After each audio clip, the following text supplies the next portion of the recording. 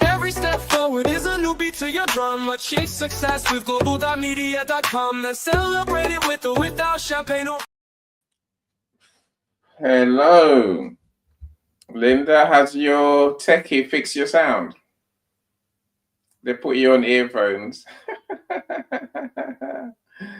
don't know. You have to speak, Linda. I can't hear you otherwise. Welcome, welcome, welcome, my friends. Michelle, I'm glad you're here. I just have to enable my LinkedIn page, events page, for me to see who is here. Welcome, welcome, all of you. It's Friday. See, just sent an attachment. Okay, I'll look at the attachment after the show. I can't look at it now. Nothing goes on whilst the show is on. Okay, let's join. Let's see who's here. I don't know why you have to open your LinkedIn to see who's. Yeah, I'm talking to myself. Oh, William, welcome. I see you. First to be here. William, close. So I'll let you here first. Michelle was not here before everyone. So, but William, you're here. That's the important thing, right? That gives me joy, more joy than you think. My friend, I didn't respond to you yesterday about you waiting for me to create your super mugs for me. No, I am more than. Of course, I still want the mugs. Let's talk. Let's have a plan that helps you, helps me, and that normally looks like a way where we can, I guess, print my branded products, and then we can create a video, of us or me or we enjoying, your genius. I want everyone to see how we use your products, my friend. We'll talk. I'll send you the pictures, and we'll get it done. Of course, if you're more than welcome to come on stage, come and tell me, tell us. I know what you do. My friends, I always know what you do. I could try and explain to them. Basically, William designs branded products. One of which is a branded mug, a branded teacup, if you call it that. Yeah, where that's essentially you can have any picture you want on there, and on an ordinary day, the cup looks ordinary. Nothing's going on. It's a black cup. It just sits there doing what cups do, right? But when you put a hot drink in, a hot water, a hot drink in it, after about 30 seconds, this cup comes to life. Suddenly it has the picture that William puts on it for you. The branding, in other words, suddenly it brings your business to life. I love that idea. And I say, I want one. I want more than one. I want several. And I say, William, let's talk. Let's work it out, and then let's get it done. So welcome everyone. Welcome to Super Friday. Super Fridays, Annie's. What do I call it? Annie's book to business room. That's what it is, really.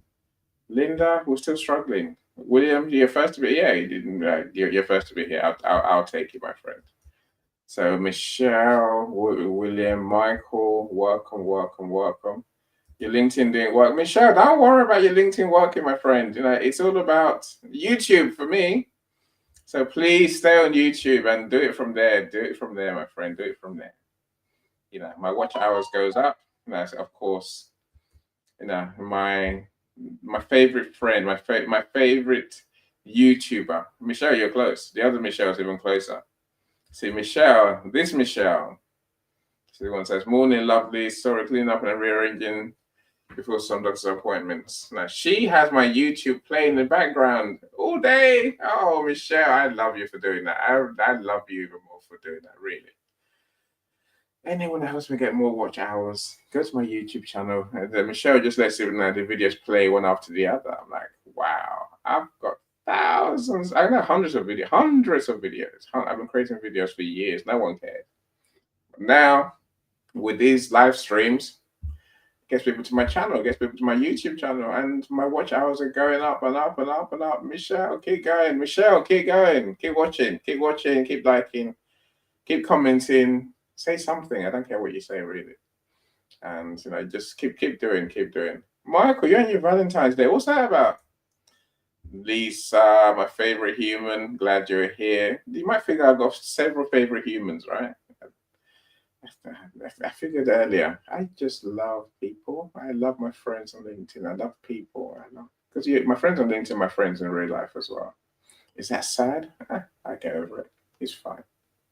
It's a life I live. I truly adore my friends who I tell you I adore. The ones I don't adore, I tend to leave them be. Of course, Lisa is one of my favorite humans because she's everything I think's amazing. A genius, of course. She does an amazing service. She's an international best-selling author several times over. And she's just that all-round lovely person. Lisa, leave me alone, Eddie. No, I'm not going to leave you alone, Lisa. They have to know how great you are. But then they know how great you are already, right? We know how great you are, Lisa. Anyway, I'll leave you alone for a second. Michael, what's with you on this Valentine's? It's not Valentine's yet. 14th of February is Valentine's, my friend. Why are you going about Valentine's today? Happy Valentine's, everyone. Yeah, okay. Amagama, whatever that is. It's a Zulu word that means words or names in English. Okay, all right.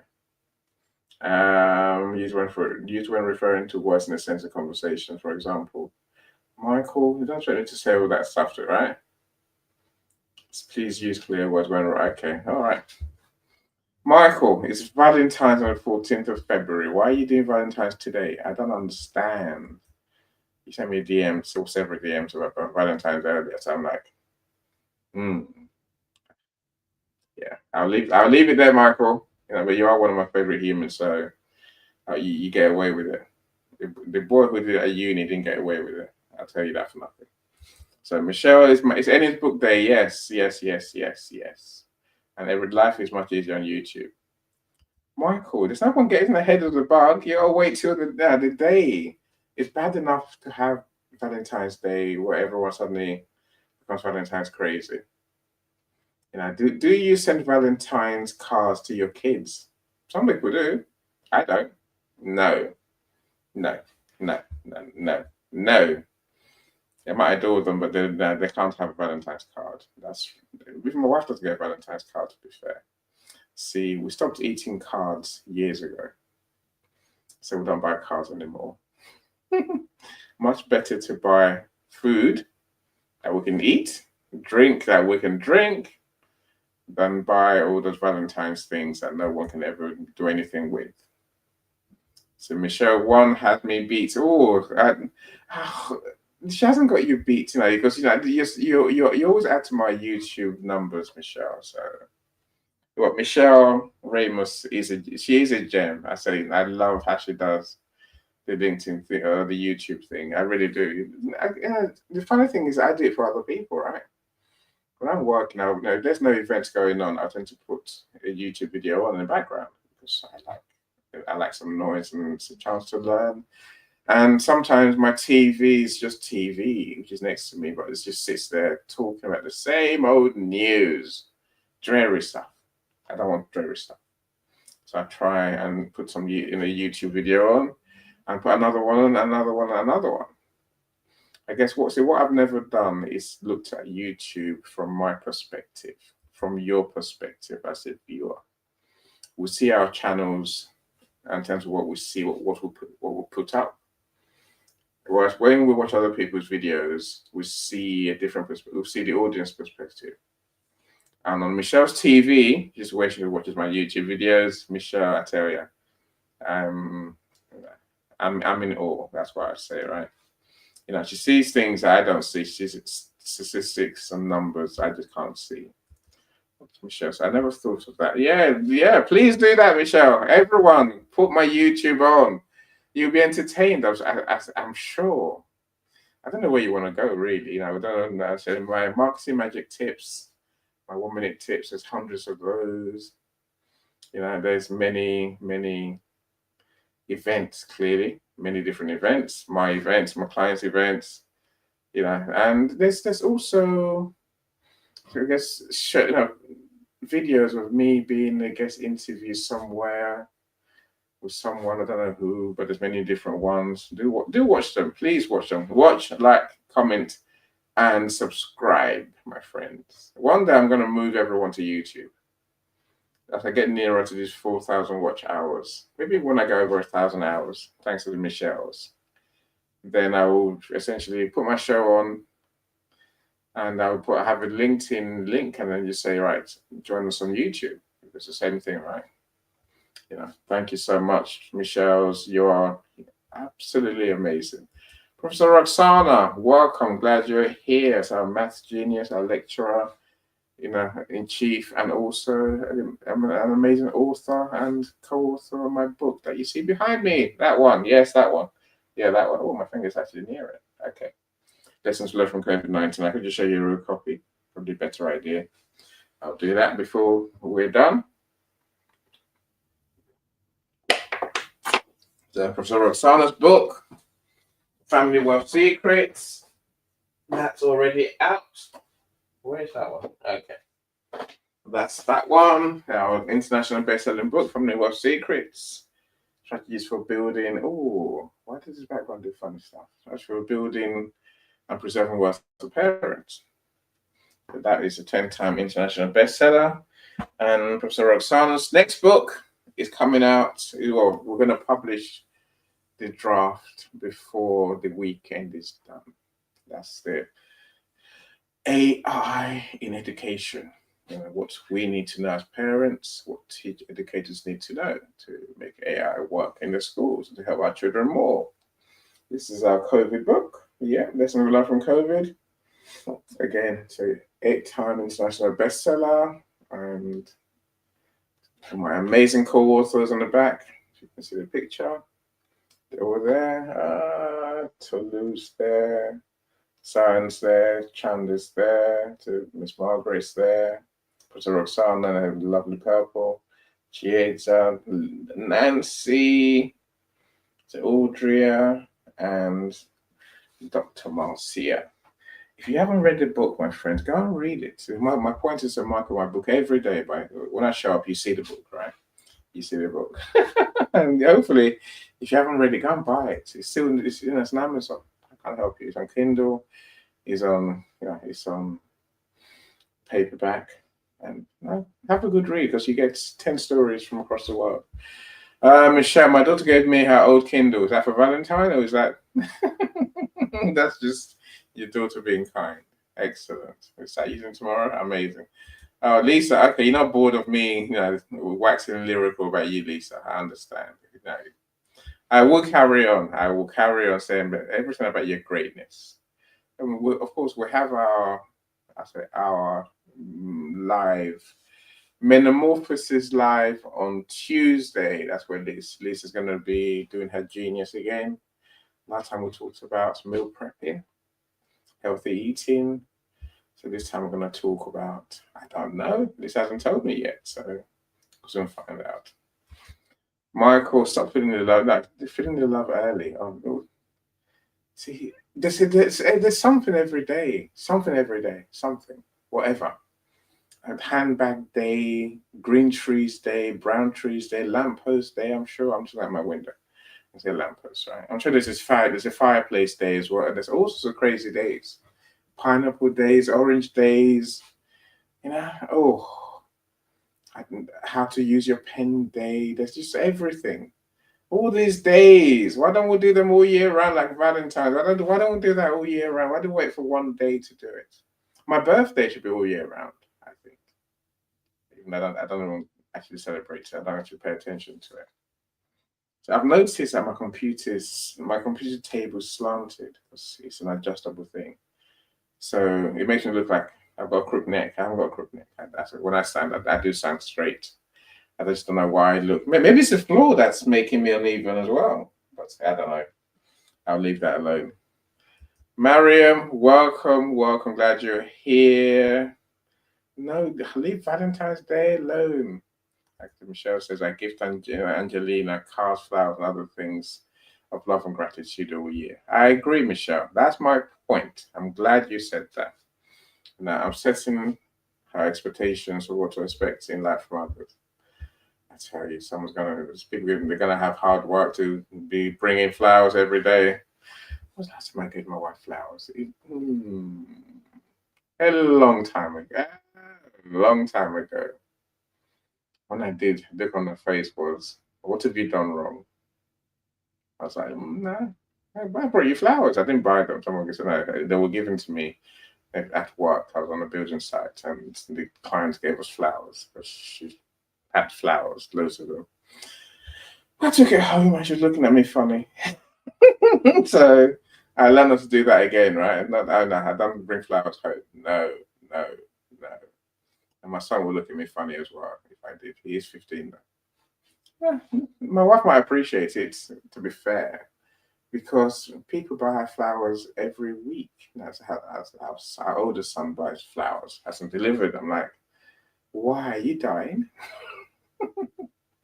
That's a good weird thing about flowers, right? It's just me. It's me. Yeah, it's not them. It's definitely me. My friends, today, is today going to be a short one? No, it's not. No, it's not. I think, but it is an important conversation for anyone who wants to write a book, publish a book, sell the book, and make money from their book.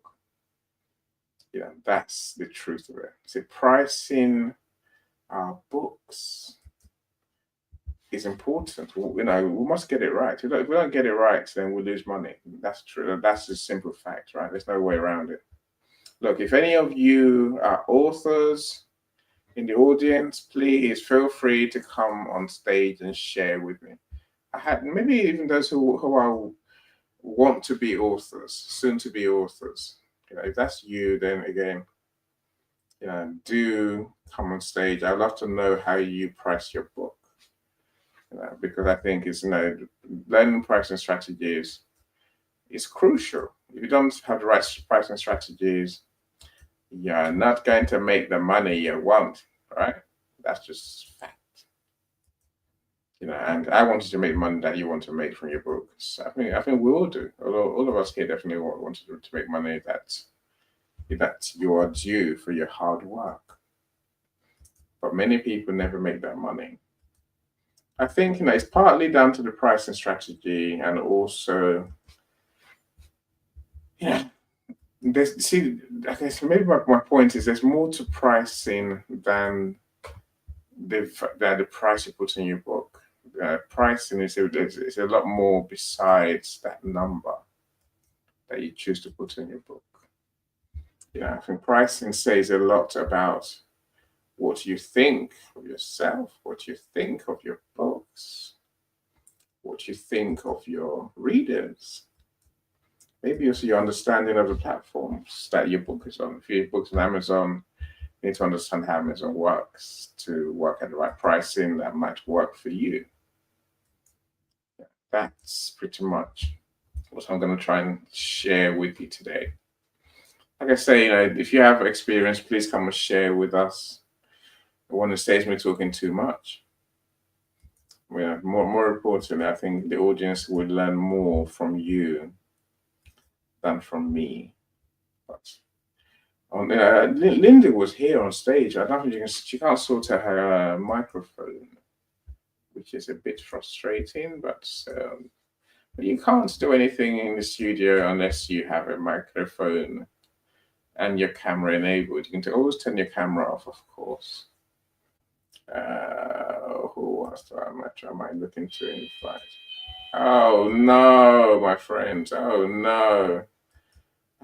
Postman's here. You have to give me 1 second, otherwise my wife will kill me. Flowers or not. 1 sec. 1 sec. 1 sec. 1 sec. Oh no. Dan.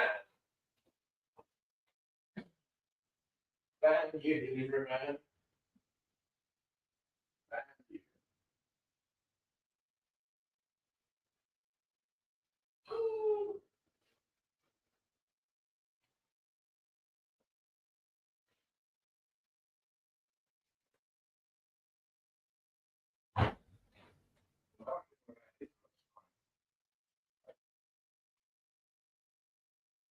I'm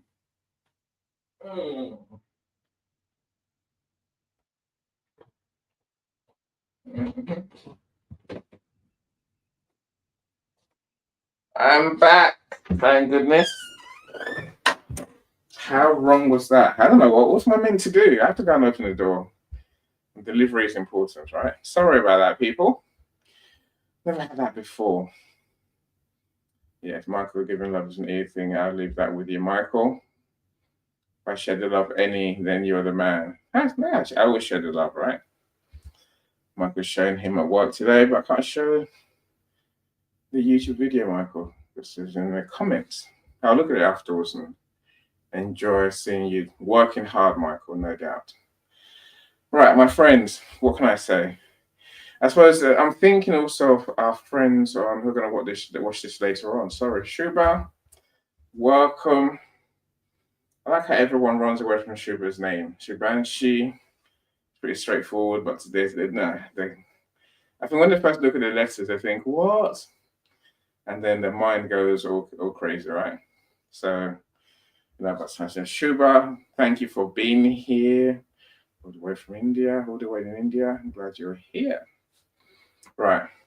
I guess as we do these events, I think I'm more mindful of people who are going to watch us later on. Now, the Michelle said as well, who are going to watch it on YouTube later on, and other people are going to watch it on Facebook, on YouTube, and even on LinkedIn. So I'm going to put on a show for you that I plan to put on anyway. So maybe if I was alone, would I put the same show on? Probably. I probably would. Because those people are important. People will watch the video afterwards, and that's just how life goes. That's how life goes these days for us who are doing LinkedIn audio. So for those who don't know me, those who are watching later on, those who are not here, I am Eni Osong, and my company is Global.Media. We're essentially a marketing agency, but we are a different level of marketing agency. We're here to make people famous, so people know who our friends are, who our clients are, and their unique solutions to people's problems. So to do that, we'll do essentially two things. Of course, I do many of the marketing things, social media posts. I hate them, but I still do them, right? If your client wants that service, we'll do it. But I don't want to spend my whole days doing social media posts. I used to, and it's dreadfully boring. So I do what really works. What works, and what gives people long-term authority, long-term visibility, long-term community that they can engage and sell to. Two things, my friends, what I found out. So one of them is simply helping people to publish their books, market their books, and sell their books. Yes, I have the whole team I have writers, writing coaches, I have editors, I have cover designers I will work with. So everything you need to get your book from start to finish, we can help you with. My part is to actually do the layout of the book and publish your book on the book platform. So that's Amazon, whether it's Ingram, whether it's Draft to Digital. I think that's what we'll do for our clients. Of course, once we publish your book, that's only the first part. The next part is marketing your book. So we tend to help our friends with book launches, which it's a program that essentially leads to our clients becoming international best-selling authors on Amazon in particular. So we'll do a series of events for thereabouts after your book's published, leading up to the book launch. In those events, with your community, we get people to know who you are, get people to like you, get you to make friends with people, and also we'll make a plan to engage your family and friends through email. Those who are not on LinkedIn especially. So that way, on your book launch day, we'll sell enough copies of your book to top at least one category on Amazon. When we do what we do, we tend to, like I said to you, I've got 8 categories for my book. So Professor Roxana has Again, 8 categories for her book and 2 hot new release wins. Paulette has 16 hot new releases and 16 bestsellers of course, across 4 countries. So that's what we know. That's what we do. So none of my clients who have paid for my service have become not bestsellers. All my clients who will guarantee our bestseller service for become international bestsellers. That's what I like. That's life I live. The second thing we do clearly is invite events like this. Again, if you look through my YouTube, you see that we help people who want to be seen and heard, people who want customers, people who want more business, to plan, host, and fill events like these. So whether you have LinkedIn events, we'll make that work for you. Whether you want events across multiple platforms, make that work. And so, if you want us to host with you, we will. I will for sure. If you want us to arrange other models of events, we'll do that too. At the end, some of our clients who want us to transcribe the recordings to help them write a book. So it is these 2 things, books and events, that make my day every day. So I just keep doing what I do. Yes, of course, I do my own events too. So it's one of my events that I love doing because it's central to my business. It brings my friends together. Look, let's talk about the topic for today. See, someone asked, it's not someone.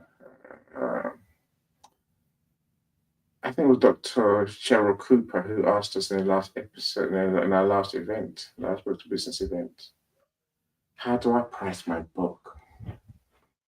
And it's a big question. Saying as a publisher, of course, I am part of the conversation with my author friends, author clients. How do you price your book? I've got a model that I use. But still, I will explain that in good time. So, but I'm part of the conversation, so I have to have an idea of how to price a book. And that's why I want to share with you the different things we'll think about, and I'm trying to pricing your book correctly. Now, like I said, that your pricing is, it's a good thing to consider almost before you start writing your book. Because ultimately you want to make a profit, right? You want to make sure that you make the money that you want from your book. I will explain how you can do that. Now, some people will obsess about the price. They'll obsess about the profit and loss spreadsheet. Have you got one of those? No? You should. You need to, but again, I'll come to that in good time. You need to have a profit and loss spreadsheet as part of your goal setting, but I'll explain that in a second. Look, when it comes to how do I set my price, I could say it's a plan, yes. But I think also the truth is it's a lot of research on your part. Again, I'll explain all that in good time. Oh, why is my clip not working? Why am I not going? Oh no. No. Don't force quit, Chrome. Don't do that. Just show me the screen. What's gone wrong? Am I frozen? I don't know. Maybe I am. Oh, so frustrating. Right. I can't even put the person in the studio on stage. It's so upsetting. I don't understand what's gone wrong. Okay, I've frozen for a while. Okay. Look, Linda, I'll bring you up in a second. Give me 1 second. I don't know. I didn't know I was frozen. I was looking somewhere else. So give me a sec. 1 sec, everyone.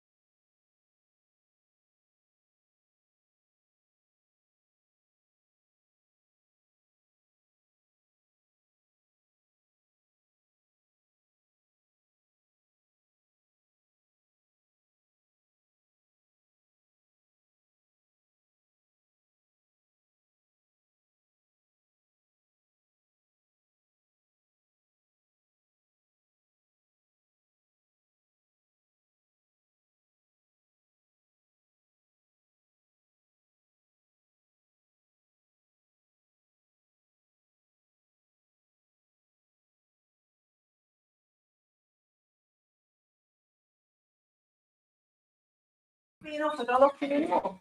Sorry. Right, cool. Blind. What happened there? I'm back. Thank goodness. I'm back. See, the only problem now is I've lost all my comments. That's so annoying. Oh, that's so annoying. Michelle's, you're still here. I'm frozen, said Michelle. I didn't know that. Okay, right. Okay, I'm back again, right? I'm back. Sorry about that. Truly sorry. I don't know what to say. You know, what I can say is I will catch up. I will catch up to where I was. So my LinkedIn page is back. Liz is still here. Mariam's still here. Shuba, hello everyone. Yeah, I can see you. Michael, stop sending music. Linda, please come back in the studio, Linda. You're not able to connect. Tech issues on my end. I understand, Linda. I got my own tech issues, right? It goes, right. Look, like I was saying before, my screen rudely froze. You know, it is all about making sure you make the money you want to make from your book. But that is not, you know, is it rocket science? Maybe. You know, because there's no science about it really. You know, I can give you some guidance, I can give you some advice, I can give you some strategies, but ultimately it comes down to what you want to achieve, the amount of money and effort you're going to put into marketing your book, and doing a whole load of research. There's no way around it. See, there's no perfect price for your book. Sorry about that. You know, but then I can give you some ideas, some guidelines I give my clients about how to work out the price that they want to put on their books. So the first place to start is that, you know, work out your pricing idea, your strategy, before you write your book. That way you know what you're aiming for. I'll come back to that in a second. The second thing I'll say to anyone is create a profit and loss spreadsheet. So basically it's working out how much you're spending, how much you are getting in revenue, and the difference that is. Are you winning or are you losing? You don't want to be making too many losses, right? You know, and then of course, over a period of time, you're going to have a plan, periods where you're going to do more marketing, more activities that will hopefully get you to where you want to get to. You know, these are things to consider. Right. Let's deal with, I guess, the myths about pricing. There are some things that people believe, which I spend my time saying to people, hey, it's not true. It's not true. Right. Maybe the first one should be, if you price your book high, no one's going to buy it. That's not true. That's just not true. We buy books every day, every week, every month, right? Every year. Some are priced low, some are priced high. Yes, we love to buy books at low prices. We love to buy cheap books. That's just us being cheap, right? People buy books. Think how much textbooks cost. People buy them because they need the book. They want the book. They want what's in the book. Now, if your book is something that people want to know what's in your book. If people want the knowledge that you're sharing, if you price it high, people will buy it. I guess that myth goes right against myth number 2, or goes right before myth number 2. Myth number 2 is low prices means you're going to get more buyers.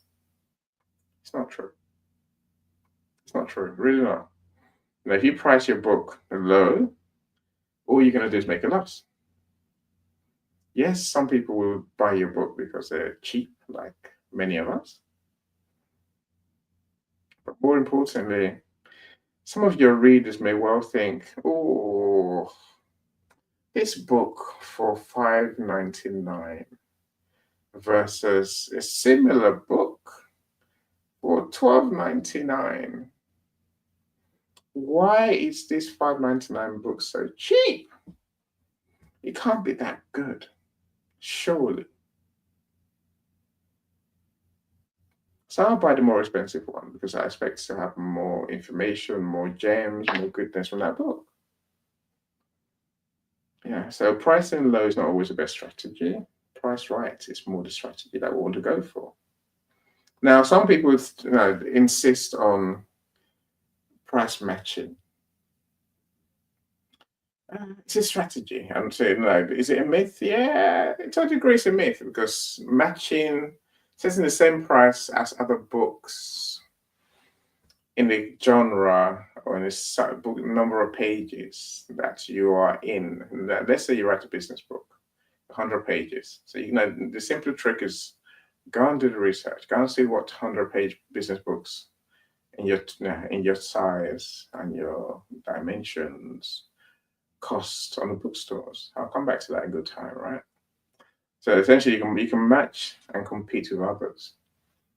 You can. Should you? I don't know. I wouldn't say you should always. You may want to because it's a simple pricing approach. It doesn't make it right. It doesn't make it the only way to price a book. I've got the first book I published by Joni Gay, HR Handbook, Human Resources Handbook. She's priced at $30, and it's not a big book at all. It's 100 pages, a bit more, a bit less, a bit more than 100 pages, but there is some writing spaces, and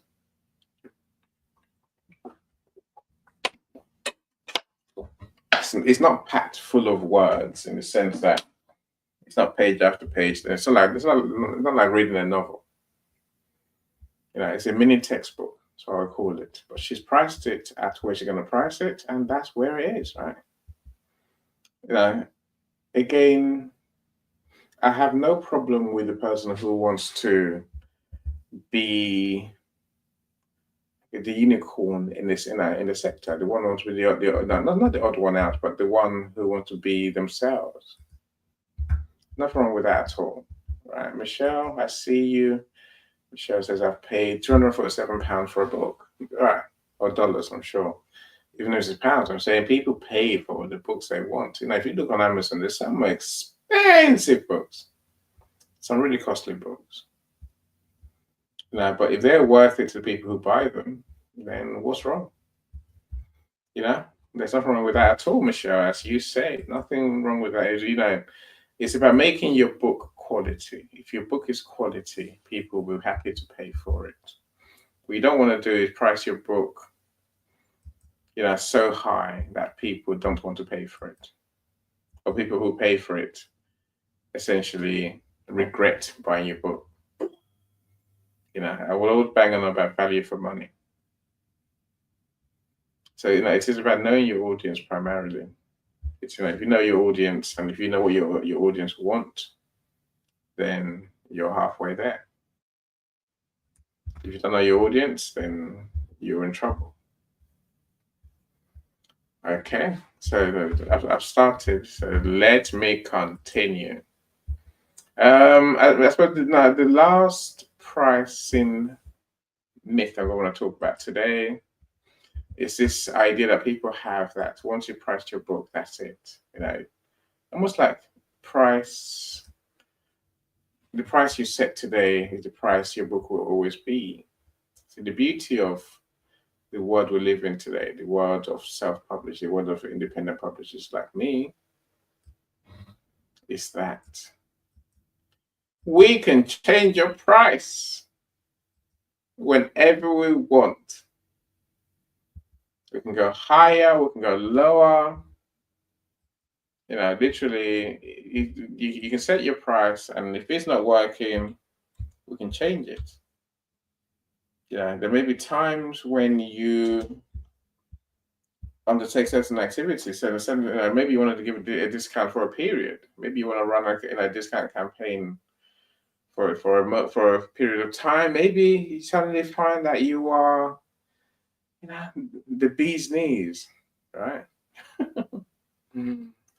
Maybe you find that you are more popular than you thought. Maybe you find that your book is more useful and readers love you and what's in your book more than you expected, more than you thought. We can raise the price. I don't want you to always think changing prices means going lower. It doesn't. I would say we have the choices. We can do many things with your book as we go. So it's not a case of one price, the price now and forget forever. That's just not how it works. Yeah, you can price now and then change the price to adjust to the circumstances. That's what we tend to do, given that we have the power to do so. Okay, so that's a bit about the myths. Yeah. So what can we do? How do we get nearer prices?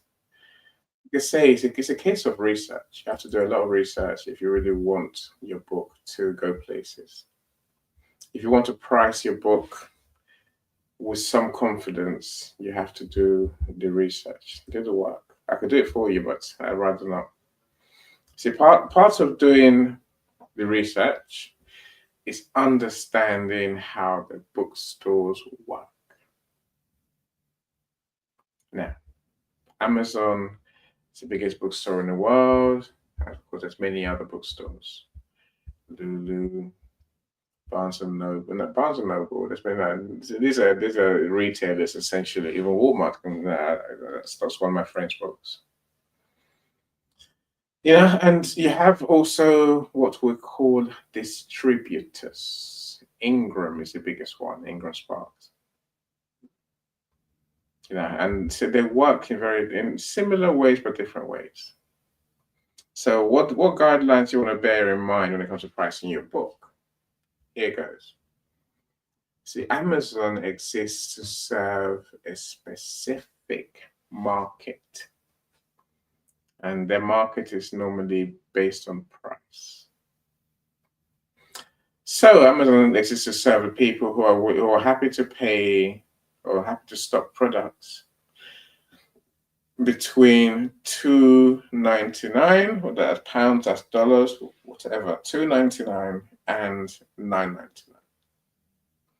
That's Amazon's sweet spot. You may want to bear that in mind. Does that mean that your book must be $9.99 maximum? Of course not. Of course not. Now, you've seen books on Amazon that cost loads, right? No, I don't think I have any book that cost $9.99 on Amazon. We tried with Paulette's children's books, Paulette's Jack and Walter books, but I wasn't happy with the margins. See, this is what I mean by you have to do your research and then take into consideration who you're selling to, what your goals are. I'll come back to the goals in a second, right? And also your expectations, your beliefs. Now, when I publish a book, I don't price it at anything less than what will give my authors £3, in terms of royalties, so the margin. So we'll set the price, and then, of course, as I'll explain in a minute, Amazon takes their commission, and then I want my authors to have at least £3 a book. That's the way I work. Sometimes I go higher, sometimes I go way higher, sometimes I go lower. But the bookstores have their way of influencing your price. You can't just set your price and ignore them. So Amazon works between that $2.99 and $9.99. Keep that in mind, right? So the second thing I say about bookstore guidelines is some people like to publish their books and they want to sell them in bookstores, physical stores. They want to see their books on bookshelves. Oh, how good is that? Wouldn't it be great to see my book on a bookshelf? So welcome, Paul. I see you. Glad you are here. So Paul's on a mission to actually spread his message of spirituality. So through his videos and through the books that he wants to write. I'm glad you're here, Paul. Thanks for joining us.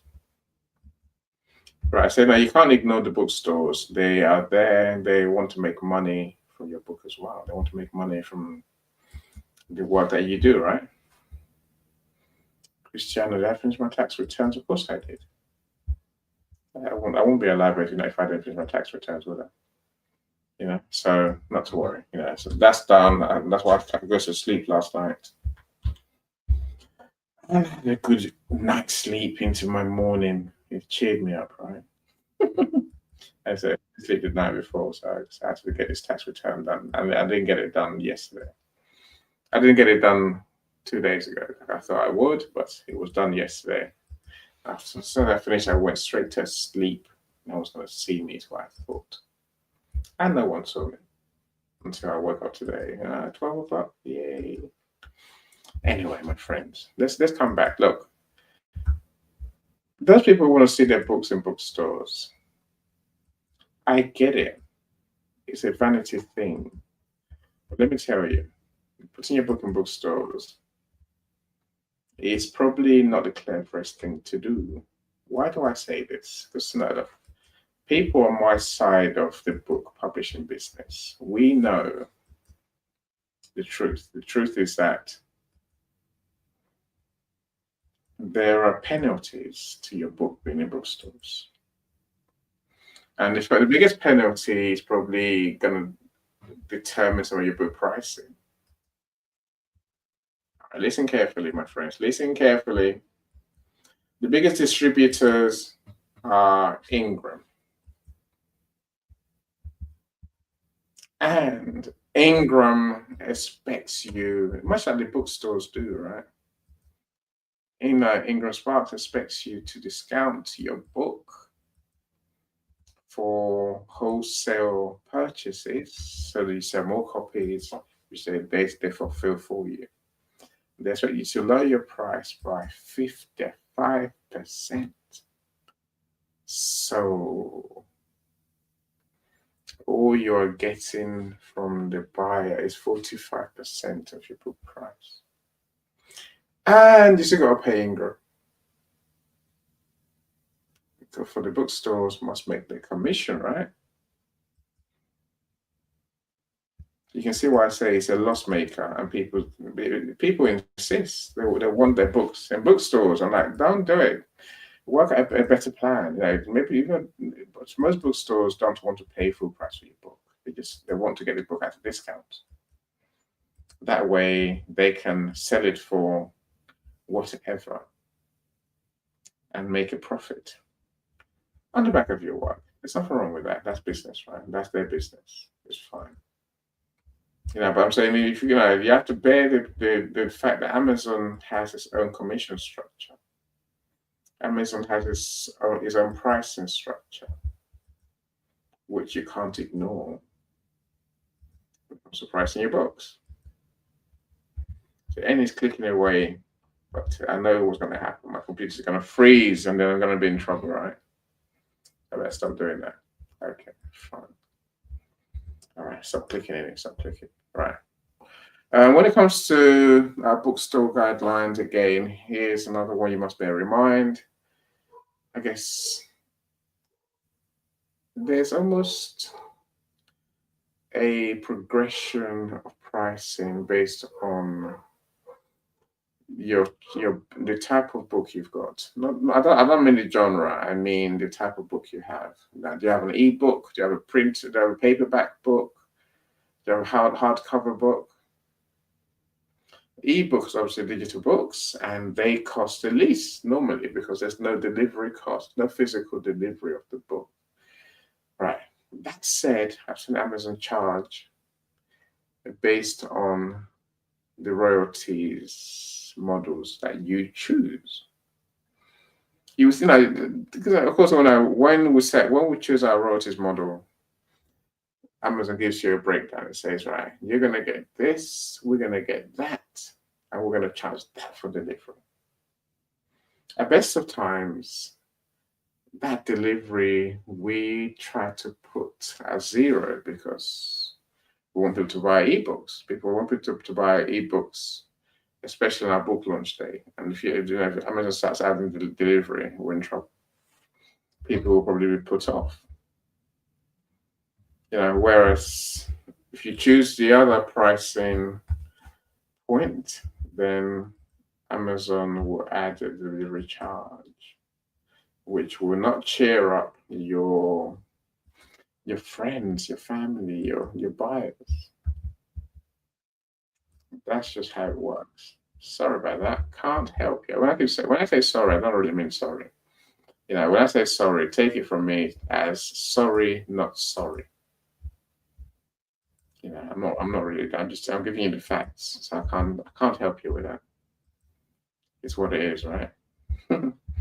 I know we prefer physical copies, of course we do. I do too. So I guess I think it's seen the ebook for what it's for. The ebook is almost like a teaser. It's almost like is it, do I call it like teaser or a trailer? I don't know which one it is. Probably more like a trailer, right? It gives people a good insight into your book. And then those who love it will go and buy the print version. That's why I say it every time. Whether it's true or not, I still believe it. The books I like, when I read the ebook, I probably buy the print book. If I don't like the ebook, I'm definitely not going to buy the print book. Physical paper copies, yes, by all means. Again, many people are not willing to pay the price of publishing a book. And publishing a book doesn't just involve me. If you're wondering what your publisher does, it's not just me, the publisher, who does a layout and publish it. So we have to make choices. And part of that is, so if a client wants a print book, then there's a different price almost for, there's a price for print books. Print books have, for example, an ISBN. An international, it's a number catalog system. So your book has an identity. Your book has, it has that lovely barcode at the bottom. See that barcode? That's the ISBN, which means that your book, it lives. It has an identity. It has its own place in the world and in the records of books. So Roxana's books as well. Everyone's book has an ISBN if it's printed. Oh, this background is so annoying. I don't understand. At the beginning, it wasn't so bad. Let me get rid of Michelle's comments. Right, see the ISBN there, right? Right, so that costs money. It costs $120. $125. So £93 if you're in the UK. And that's how we tend to work. So a lot of people don't factor the ISBN in.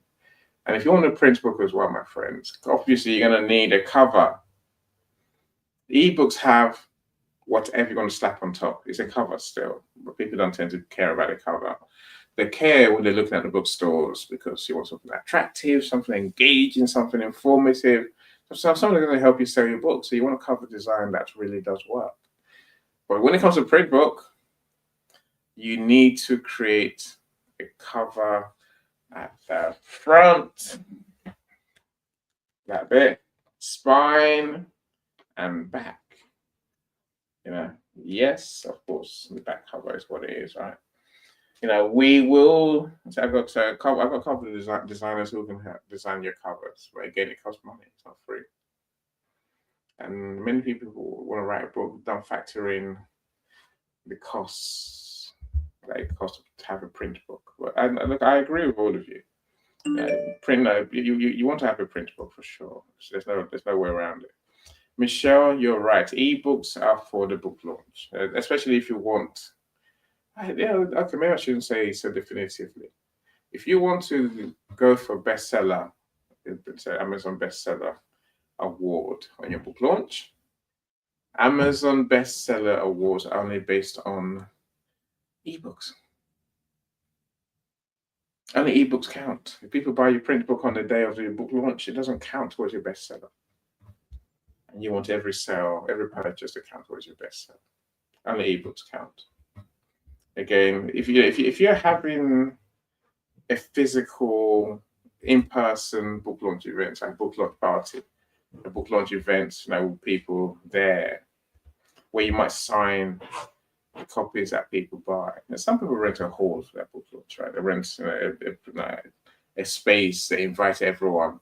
I mean, why would I have a physical book launch? Because I guess you can invite the press, you can have a party with your friends and family, and you can sell books. You can sell loads of books if you plan your book launch properly. You can sell loads of books. There's no lie. I see 3 people on YouTube. I know my Michelle friends, the 2 Michelle, are part of those 3. And I never know who the 3rd person is. So please like today's video, comment, and subscribe. And then watch more videos and like more videos and comment more. I love everyone on my YouTube channel. Michelle, I know you're a genius. I've said that already, right? Look, if you're going to have a big party for your book launch, then you can technically sell print copies, but it's not going to help towards your bestseller campaign. Only ebooks count. Can't help you. Yeah, look, I know people love physical books. Of course they do. Again, I think it's learning how to use ebooks to give your book visibility and give people the right idea about your book, for sure. Yeah, you want to see what genius is in it, then they want those physical sensations that goes around the physical copy, the smell, as you said, Michelle, the touch. And I'll come to those issues in a second. Lois, welcome. Glad you're here. Thank you so much for joining us. You're too kind, Paul. Paul, I do what I do. I have done it for years, my friend. There's a reason why they call me the audio room godfather. I don't call myself that. Unless I have to. Unless it benefits me, right? But in truth, it's about I show up, I share, right? I share as best I can. I'm honest. I'll share with you what I know, and I would love you to for you to come and share with me. So come tell me your experiences. Come tell me your dreams, your hopes, your plans.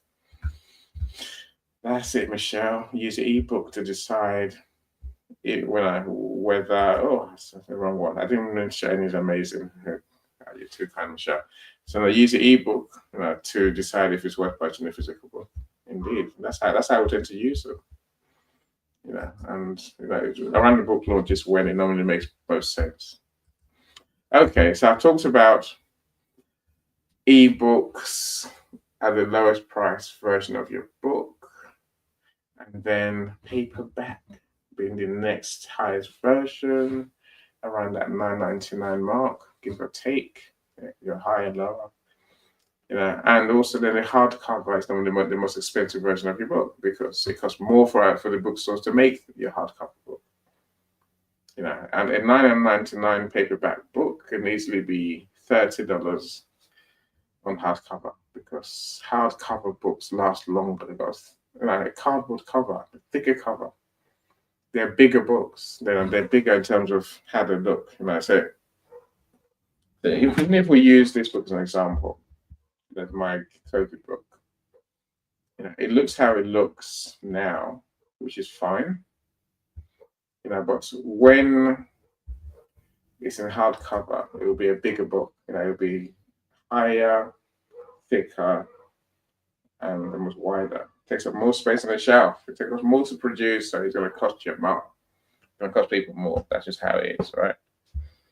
And I think a hardcover book must be 72 pages or more. It's a good thing. But so there are some of the realities of bookstores. There's a couple more to share with you. The bigger your book file, the bigger your book, the higher the minimum price on the bookstores. See, bookstores have a minimum price too. I've said to you, Amazon sweet spot is between $2.99 and $9.99. But Amazon will let you price your book at a minimum price of 99 cents if your book is small. How to put it? If you got a picture-heavy book, my friends, if you got loads of pictures in your book, then the price will shoot. The minimum price will shoot up. This is important for someone like me who does bestsellers. And I said, ideally, your bestseller that's on 99 cents on launch day will sell more than your book that's $2.99 on launch date. That's not always true.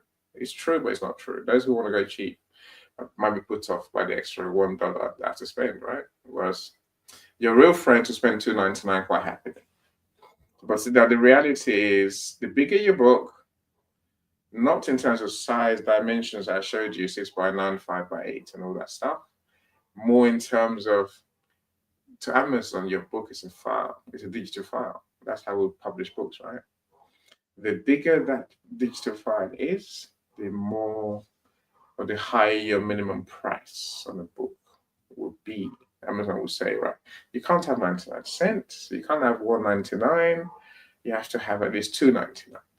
Might say you have to have at least $3.99 if you've got loads of pictures. You've got loads of pictures and you're looking at a high minimum price. Does that mean that you can go for a high maximum price? Not always. But just bear in mind that if your book is picture heavy, you're going to need to set a high minimum price. You factor that. I'll probably factor that in more in terms of how many sales do I expect to get, rather than how hard can I price my book. Okay. Let's come back to this royalties issue. Bookstores have to take a big commission from your book. See, I told you about Ingram. Ingram will, they got their commission, and then also they got their discounts that you must give to wholesale buyers who go to there to buy your books in bulk. 55% is the first amount of money you lose from your book to discount to sell Ingram for people to buy it. Now, someone might just, a bookstore might find your book and say, "We love that book. No, our readers going to love that book. So let's stock that book." 55% at least will disappear. It's not at least. You can give them lower discounts.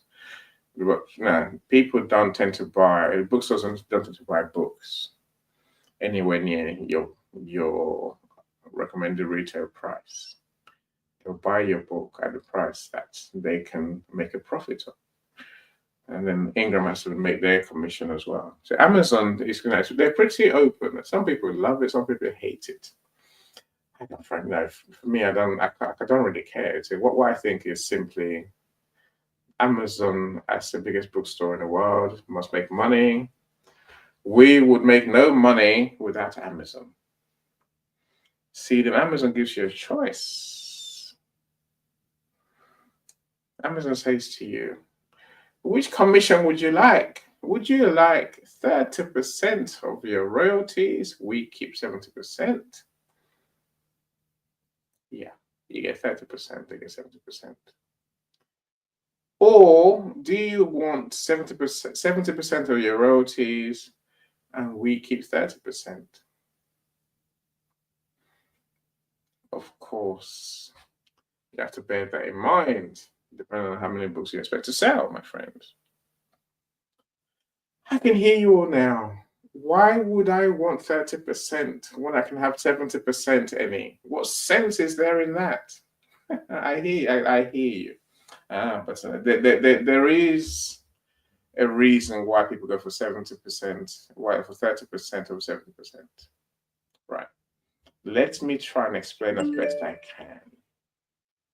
You see, if your book is 70% royalties to you, Amazon tends to add a delivery charge. Ebook, print book, it will cost more to deliver the book because it's a bigger book, right? It's like, in Amazon's mind, they're giving you more money, so they'll charge you more. They want to make the money. Okay. So, in most cases, you want to choose 70%. Delivery charge, whatever, especially when it comes to print books. That's what we tend to do, right? You see, if your book is between $2.99 and $9.99, you can go for the 70% royalties. You heard me, right? Your book is between Amazon's sweet price and a sweet spot of $2.99 and $9.99. 70% of royalties will often give you a bigger margin than 30% of royalties. See, the time when you choose 30% royalties is if your book is a big file size, if your book is image heavy, or you want to price it outside the $9.99.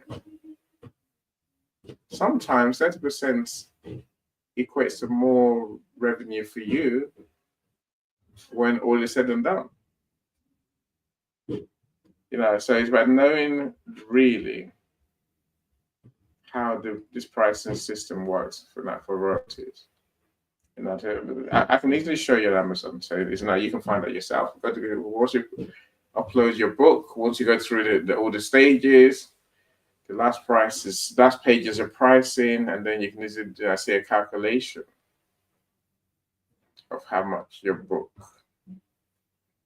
might generate for you based on the different commission models. The Ingram even has a tool, a compensator tool.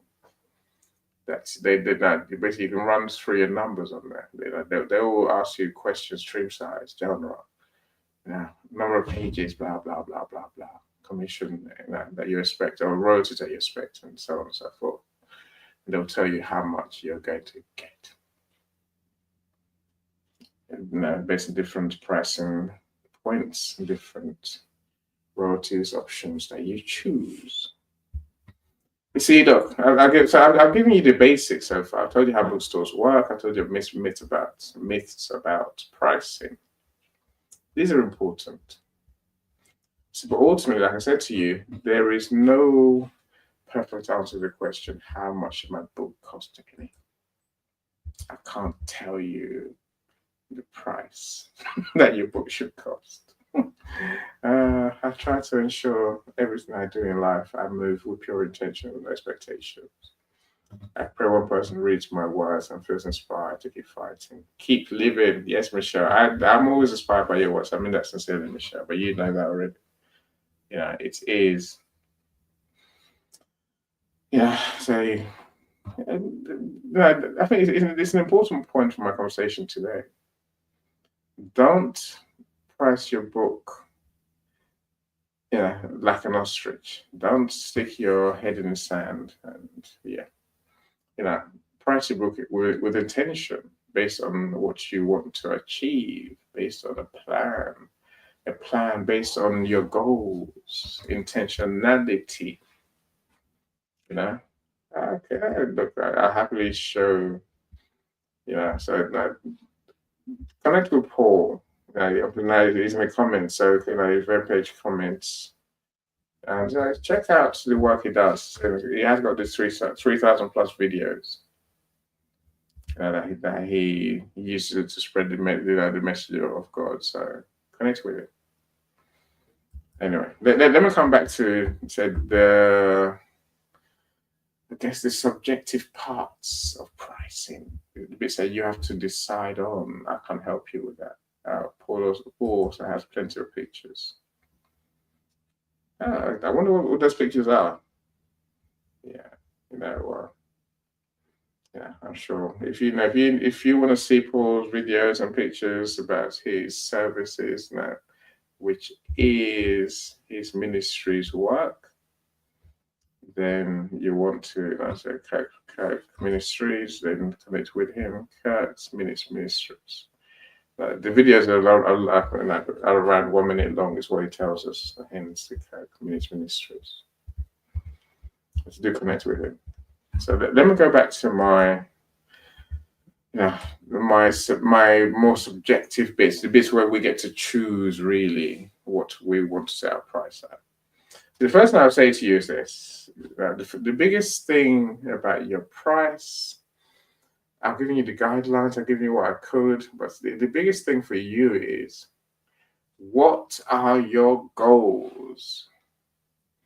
What do you want this book to do for you? What do you want this book to do for anyone? What do you want this book to do in terms of sales, revenues, and so on and so forth? Is your reason for writing the book to make as much money as possible? If it is, price high. Is your reason for writing your book to sell as many copies as possible? If it is, price low. Yeah, because you just want to sell copies, right? You don't really care about the revenue and the profits and the loss. Is your goal to reach as many readers as possible? Again, price low, right? I'm not saying everyone's going to buy it low. Like I said earlier, some would think this is too cheap. I'm not buying it. It's not worth my money. Yeah, but if you want to sell more copies, then you tend to have to almost give it away. Some people give away free books. So so why do many people think that what I just said, make as much money as possible, sell as many copies as possible, reach as many readers as possible, it's all the same goal? It's not. Each of those decisions, the answer to each of those questions will impact what you do. I think the thing is to have a vision for you, right? Again, not many authors do this, sadly. People write their book, they're keen to write their book, they're keen to publish their book, they're keen to sell their books, but they haven't taken the time to think, where will this book take me? Where do I want to be? Intentionality, you call it, Michelle. So it's not expectations. It's having a dream, right? It's having a dream. It's seeing what could be. It's seeing. Do you want to be a bestseller? If you do, there's going to be a benefit when you become a bestseller. There's also going to be a cost when you come to any to guarantee your bestseller. Otherwise, you're going to have to do the work. Dream. Now, do you dream of having a certain amount of money in your bank that your book has sold, that your book has brought you? Or are you writing your book simply to get your message out there? Or maybe it gets a few great reviews. Do you want to think of the difference between excuse me, J.K. Rowling and every other author? She had big dreams. That big Harry Potter dreams, and that's how she got to where she got to. Look where she is now, right? I'm saying, even if you think you're a million miles from selling a million copies of your book, don't worry about that.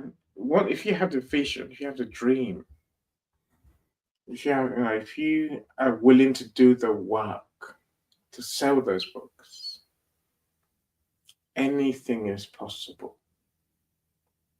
I always say, dare to dream, dare to do. Don't just dream, you got to do the work to go with it, right? And if you want loads of money in your bank, loads of income from your book, loads of book sales, then be prepared to do the work. If you're prepared to live your book, this room is called Book to Business for a reason. You can turn a book into your business. Your book can be what makes you income, gives you the life you want, right? I'm saying this is what it's all about. Your goals as an author will determine the right price for your book. It's not rocket science. That's just how it is, right? Michelle says, nothing hard in life comes easy. That's so true. Now, if you're willing to live your book every day, again, when I say your goals, many people are, they love the idea of becoming an author. They know, they get what I'm saying when I say your book can become your business. It can become your business card. The book can become your business. It can be what brings income in. Some people stop working just to write books. But that is so rare because most people don't do the work to sell books. Some write more and more and more. They write 10 books, 12 books, 15 books, 20 books, and still don't make a profit. Still don't have the income they want from the books. Some will write only 2 books and make a shed load of money. Some will write 7, 8 books. Now, J.K. Rowling again, and Stephen King. There's many authors who have made a business out of writing books. See, some people actually, like Stephen King, they actually don't write the books themselves. They pay someone to be their ghostwriter in a way that we're never going to. They never tell us. They really just never know. But then they are what they are, right? So Paul says, I think I saw earlier, Paul, that you're doing your books to raise money for the poor. So if that's your goal, that's cool. I'm saying that. Don't look at me to say anything otherwise. But if you truly want to make big money from your book, set yourself a big goal. Dare to envision you're achieving the goal. That what it feels like, and what difference is going to make to your life. If you can create a vision and you're willing to do the work to achieve the vision, my friends, anything is possible. Don't just rely on being the same as everyone else.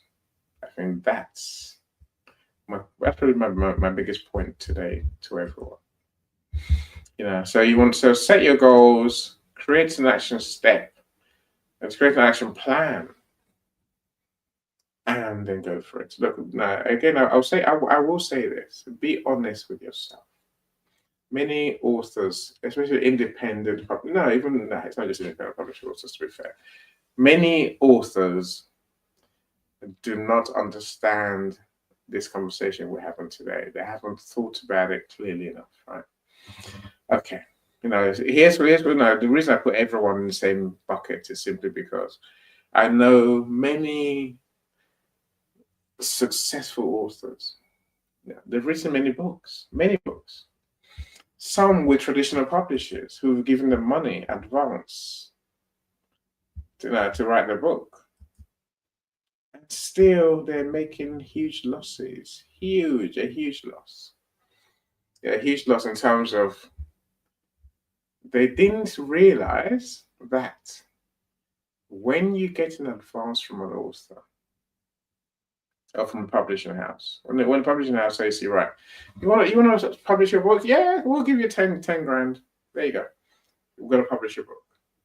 They also then own your book, and every penny you make from your book sales goes to them first until you've paid off your 10 grand debt.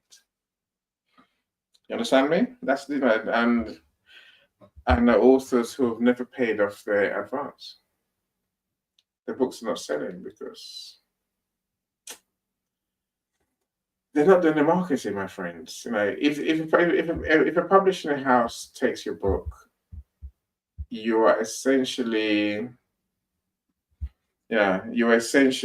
giving away your book to them, and you hope they're going to market your book. They don't do, publishing houses don't do marketing. Again, that's one of the unique places I find myself. We'll write your book, publish your book, market your book, sell your book, and do your events to build a community around you to sell even more books. That's the game that we play. But many authors expect every publisher to be like us. They're not. They're really. It's not. I wish they were. I'm glad they're not, because that's what makes any Global.Media unique.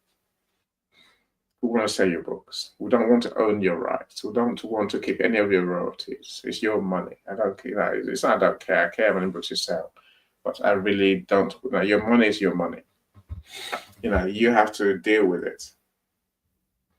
My wife said, "Why don't you just put even a penny or a dollar or a pound on each book you publish?" I'm like, no. Think of the logistics to try and make that work, to try and keep track of how much money we're making or not making. If I'm tied to your revenue, it means I'm tied to your marketing, which I don't want to be. You're free to go where you like, do as you wish, make money. I'll be happy for you. You paid me to publish your book, you paid me to do what I do, which is publish, market, and sell. After that, it's up to you what you do with your book, my friends. It's not up to me. That's why I don't care, literally. I don't think about it. If you're my client, I think about it. Otherwise, I won't. But be honest with yourself of what you can achieve with your book sales. And your first book is not going to be a blockbuster. It's not going to be the J.K. Rowling type book, Stephen King type book. It's just not going to be. Why do I say that? Because we tend to get better with our books as we go, like anything in life, right? more we do, the more we learn, better we are. So most people find the sweet spot, the best book, best-selling book, the most sales, most impact around book 4, 5, or 6. I'm not saying you have to write 6 books. I'm just saying that's where people find their real point of joy and flow. Book 1 is it's book 1, right? It's your first book, and you learn. We all do. And we'll learn next time, we'll do it again and do better and keep doing better. Okay. Let me not stay there too long. Let's talk about another thing that you really want to think about when it comes to your book. That's your book specifications. So talk about your goals, talk about bearing in mind the bookstores, how they work, the guidelines, talk about myths. Let's talk about your book. The choices you make about your book will affect the price. Okay, so let's start with trim size, shall we? Trim size. Trim size essentially is your book size, your book dimensions. So in my world, most books, because I don't tend to publish too many novels, too many fiction stories. So my books tend to be a mixture of memoirs, factual. So these are 2 different books. Come this way there. So the green one, Paulette's book, Jack and Walter book, is 5 by 8. You can see it's somewhat smaller than my COVID book. That's not from COVID book, which is 6 by 9. The difference in size matters. I do say that out loud, right? So some books sell better if you have the right size. Some books sell better at 6 by 9. Some books sell better at 5 by 8. For example, if you think about it, a novel will tend to be more. Is it 5 by 8? I think so. I think there's so many different frame sizes, book sizes that you can work with.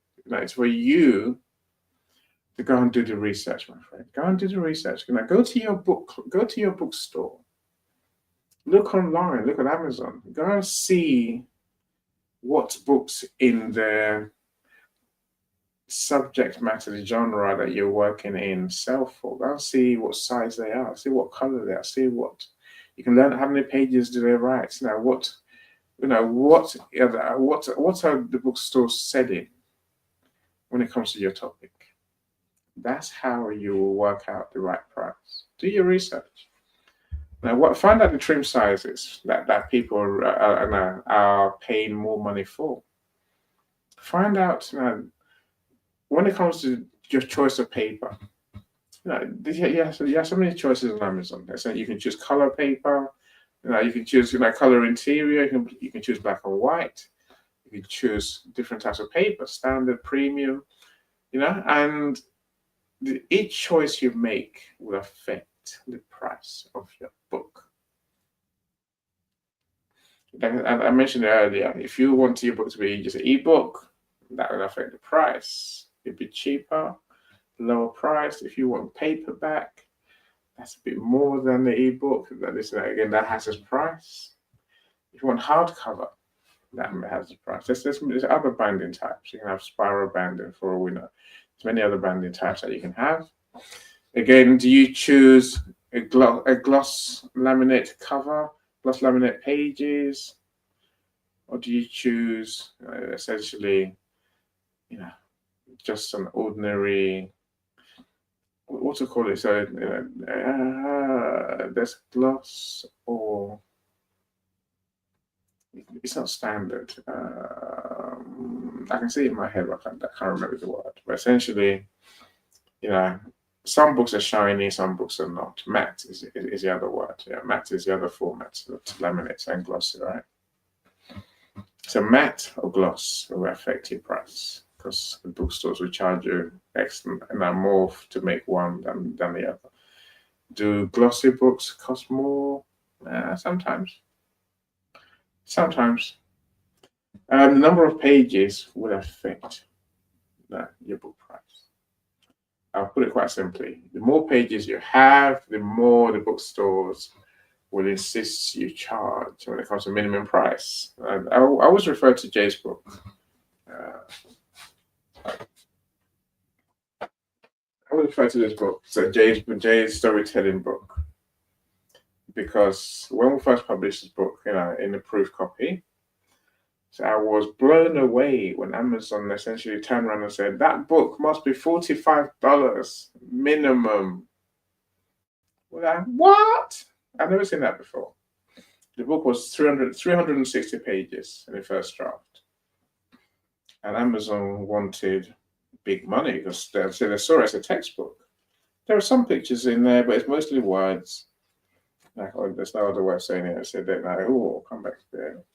So there are some pictures, but it is words. The light is terrible. What can I say? You see those pictures, right? Now the book is 220 odd pages, and it is normal price. We look at $20, say thereabouts at the top end for the book. The bigger your book, the more they want you to charge, the more you're forced to charge. So bear that in mind, my friends. So these days, I may say quite simply, do you really need to write a big book? Someone, one of my friends approached me recently, and they want me to publish their book. How big is the book? I asked. They're like 900 and so on pages. I'm like, no, Michelle. Yes, Michelle. No, I'm not going to publish 900-page book. It's just not. I'll spend my whole year trying to publish that book, and if anything's wrong with it, if anything goes wrong, trying to edit that book will kill me, right? It will literally destroy my business. I can't do anything else. So I'll just know. I was like, no. You go somewhere else. As much as I love you, I really do. I love your idea. I'm sure that I'm going to love your book, but I'm just not going to be here to publish that book. Sorry about that. I'm not sorry. Go and break it down into smaller parts. People like smaller books these days. Go and break your book down into smaller parts. I was going to write a big book. I said, in my mind, I was contemplating writing an events Bible. That's what I'm going to call it. But then I decided, okay, you know what? I'm going to write the events Bible almost like in four books rather than one book. So again, my advice to people these days is always, look, when you want to write your book, it's great that you want to go big. It's great that you want to help people. It's great that you want to give them everything they need to know. I get it. You're right. What your readers really want is for you to tell them what they need to do to take the first step. So break your book down into the steps that you need, what your readers need to know. That's what a good book really is, right? What do your readers need to know? Book one will give them that first. Here's why the topic is important. And then here is how you can take that first step. Book two can then become, here's the next step after the first step, right? No, Michelle. It's not that the first step is not. It's not a first taste. It's you can get the results you want, but you have to start somewhere, right? So it's not a taste. It's a real solution that helps people to do what they want to do. Look at it that way.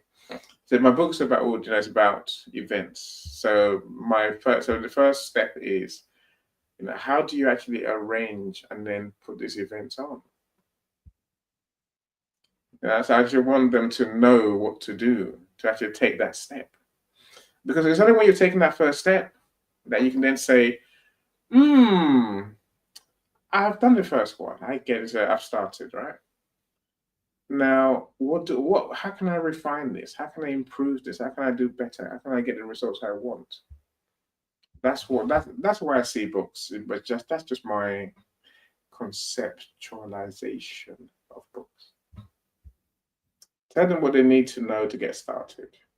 Second book, you can tell them more about what they need to know to do more. That's the way I think. So that's just my view. So you got a different idea. I will leave that with you, Michelle. Thank you. Yes, I definitely. I hope I make sense half the time. Guys, I try. Of course, I try. I do try. Right. Thank you, though. Look, so I've mentioned that your list price, your price of your book on Amazon, on the bookstores, is what it is. But today, again, you have to factor in the fact that if you're going to sell loads of books in volume, especially like through someone like Ingram, you have to offer the wholesale discount of 55%. Bear that in mind, my friends. And also, the last I'll say on that one is simply where you want to sell your books in the world will affect the price. So look, $9.99 for a book is a price. That is lower than £9.99 in the UK. Do a conversion into euros. It's probably going to be less than £9.99. I'm saying to you, where you want to sell your books will impact the price that you want to set for your book. Where people are affluent, where people have money, people might know you more, know you better. You have a chance to price your book at the right price. Where people don't know you, and where money is less abundant, where money is less easy to spend on books. I think in Africa, Asia, you have a job selling your book for any price, let alone £9.99. I'm saying they struggle to buy our books. So it's for you to decide, okay, I'm going to sell it at X amount in Nigeria or in African countries. I'll sell it for a lower price in India, Pakistan, and so on. You have to make those choices. Maybe the best way to explain this this part is to say to you, Canadian dollars and American and US dollars are two different things. Two different things. The $9.99 to a US buyer is $9.99. To a Canadian buyer, it's probably going to be a lot more if you want the same $9.99 US dollars in your account. I think in the Canadian dollars, is it 4 times more? Is it 4 times less? Depending on how you look at it. In their eyes, they are paying numbers that are higher than the average, US person pays. So let me try and find that. So Canadian dollars to US dollars.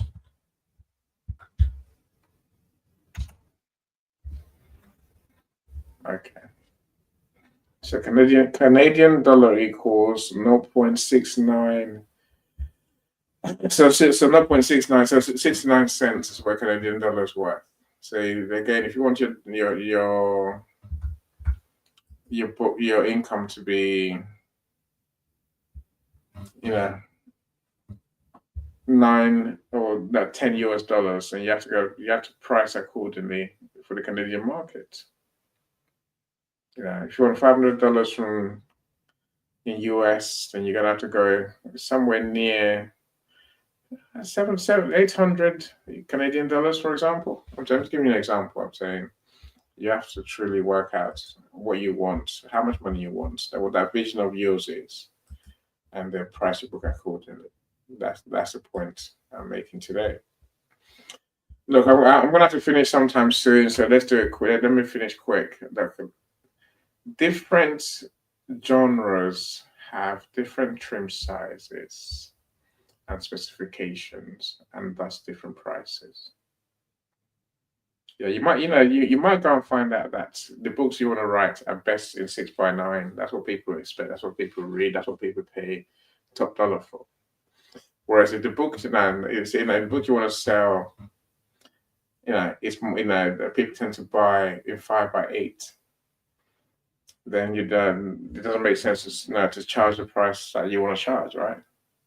Either you're going to change the formats, change the dimensions to fit what your old readers are reading and paying for, or your price will be different. Kids books, for example, are wider because they're mostly color books, picture books.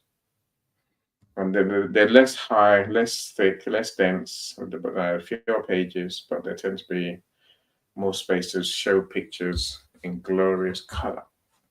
We've done a couple of those. So the price, you go and find out what people are paying for books in your topic, in your genre, in your size, in your location.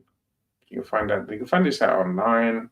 Go to your local bookstores and see what they're doing.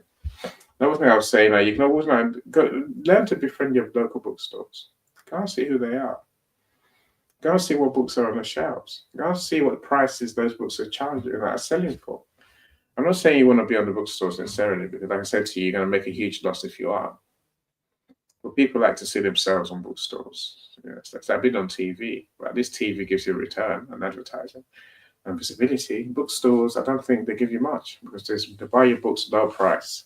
They sell fewer copies of your books, and they don't. And yes, they got fewer readers these days than they ever have. The trick is to do your marketing online, and truly know what you want to achieve and do the work to achieve it. Have you written a biography? Memoirs? Have you written a how-to book? Maybe just written a quick read for fun on the beach. I think of my friend Linda, who's writing her romance book, for example. Take that. Your genre, it doesn't matter, right? Now, I think one of the big questions you want to ask yourself and answer to set your price is, do you want to make your book the same price as other books that are similar?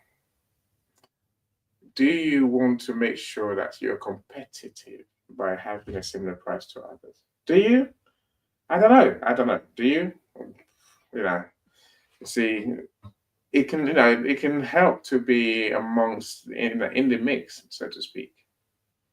If others are charging $12.99, you might want to charge the same or a bit above. If you think your book's better, your book has a reason why people want to pay a bit more.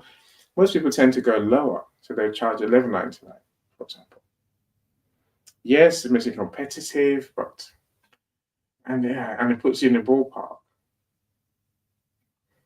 But in truth, I think that's what's the word? I think that lacks confidence. That lacks a feeling of quality, a feeling of difference, a feeling of doing something different to what others are doing.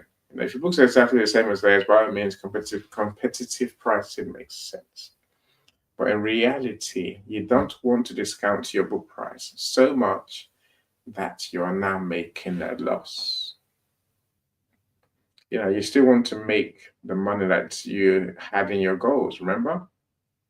You still want to make the money that you envisioned. You still want to have the impact that you envisioned. You don't want to make a loss forever. You don't make a loss too often. You don't make a loss on every book that you sell.